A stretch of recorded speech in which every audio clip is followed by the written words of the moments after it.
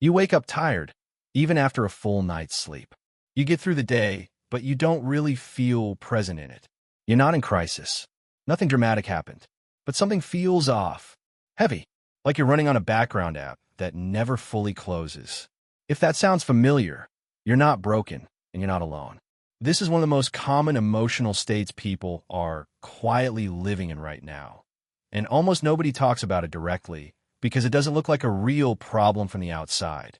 Today, we're going to name it clearly, understand where it actually comes from, and walk through real, practical ways to come back to yourself. Now, let's start with what this actually looks like because it rarely looks like classic sadness. In our own audience survey, when we asked people to describe how they usually feel by the end of the day, the most common words weren't stressed or busy. They were tired, numb, and disconnected, not overwhelmed by one big thing, worn down by dozens of small things all at once. Here's what's actually happening. You're carrying a constant low hum of pressure, notifications you haven't answered, comparisons you didn't ask to make, expectations from work, from family, from yourself, that never fully switch off. None of it feels like an emergency. That's exactly why it's so easy to ignore and so exhausting to carry. Add to that a world that never really goes quiet. Your phone is a window into everyone else's highlight reel, running 24 hours a day. You're not just living your own life anymore. Some part of your attention is always somewhere else, measuring your day against a version of everyone else's best moments. That's a kind of exhaustion that has nothing to do with how much sleep you got. This isn't weakness. This is what happens to a mind that never gets a real moment to just stop. And here's the part that matters most. This state is common, but it isn't permanent. It's not who you are. It's a pattern your mind and body have fallen into. Patterns can be changed. How do you actually come back from this? Not with one dramatic reset, but in a way that lasts. Here are 4 practical shifts. Simple, not easy, but genuinely effective when you actually do them. The instinct when you feel heavy is to distract yourself out of it. More scrolling, more noise, more busyness. It works for about 10 minutes. Then the same weight is still there, just postponed. The first real shift is simpler and harder. Pause and name what you're actually feeling without judging it. Not "I'm fine" when you're not. Just a quiet, honest sentence to yourself. "I'm feeling drained today," or "I feel anxious and I don't fully know why." That's it. This might sound too small to matter. It isn't. Naming an emotion, even silently, takes it out of the vague background hum and puts it somewhere your mind can actually process it. You can't heal from something you won't let yourself acknowledge. Your nervous system needs genuine downtime. Not scrolling, not another screen, actual quiet. This is uncomfortable at first because we've trained ourselves to fill every gap with stimulation. But 5 or 10 minutes of real stillness, sitting outside, walking without headphones, just breathing without reaching for your phone, give your mind a one thing it's been missing: space to actually settle. You don't need an hour of meditation. You need small, repeated pockets of quiet throughout your day, so your nervous system isn't running at a constant low simmer from morning to night. When you feel emotionally heavy, your body is usually holding a version of that weight too.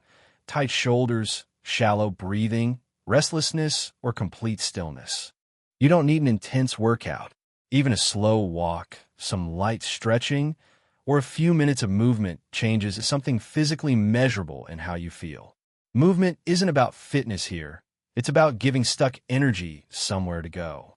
Start absurdly small if you need to. A 5-minute walk counts. The goal isn't intensity. The goal is consistency, moving your body a little, regularly, instead of a lot, occasionally.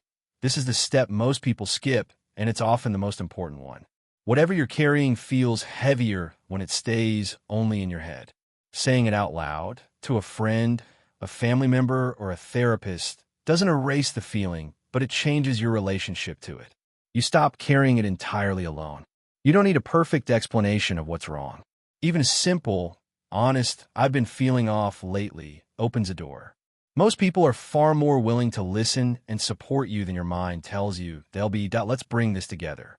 What you're feeling, the tiredness that sleep doesn't fix, the quiet heaviness, the sense of being present but not really there, is more common than almost anyone admits out loud. It's not a personal failure. It's the natural result of carrying constant, low-level pressure with no real space to put it down. And the way back isn't one dramatic fix. It's small, repeated choices, naming what you actually feel instead of numbing it, protecting real moments of quiet, moving your body even a little, and letting someone else in instead of carrying it all alone. None of these steps are complicated. What they require is that you actually do them, today, not eventually. So here's my question for you. Which of these 4 steps do you need most right now? Write it in the comments. And if you're carrying something heavier than what we talked about today, please don't carry it alone. Reach out to someone you trust or a mental health professional. Let's bring everything we've talked about back together, because it's easy to hear 4 steps in a row and lose the thread of why any of this matters. What you're feeling, the tiredness sleep doesn't fix, the quiet heaviness, the sense of moving through your day without really being in it, is far more common than anyone admits out loud. It's not a personal failure, and it doesn't mean something is wrong with you. It's the natural result of carrying constant, low-level pressure, unanswered messages, quiet comparisons, expectations that never fully switch off, with no real space to put any of it down. And the way back was never one dramatic fix. It's small, repeated choices, practiced consistently. First, naming what you actually feel instead of numbing it with noise, because you can't heal from something you won't let yourself acknowledge. Second, protecting real moments of quiet in your day, even 5 or 10 minutes without a screen, so your nervous system finally gets a chance to settle instead of running at a constant simmer. Third, moving your body even slightly, not for fitness, but to give stuck energy somewhere to go.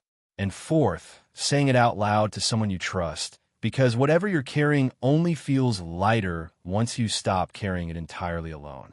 None of these 4 steps are complicated. What they require is that you actually practice them, today, not eventually, and not just once, but repeatedly, the same way any real habit is built. You're not broken. You're not weak for feeling this way.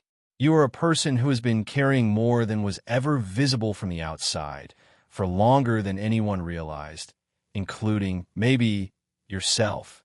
So here's my question for you. Which of these 4 steps do you need most right now? Write it in the comments below. And if what you're carrying feels heavier than what we talked about today, please don't carry it alone. Reach out to someone you trust or a mental health professional.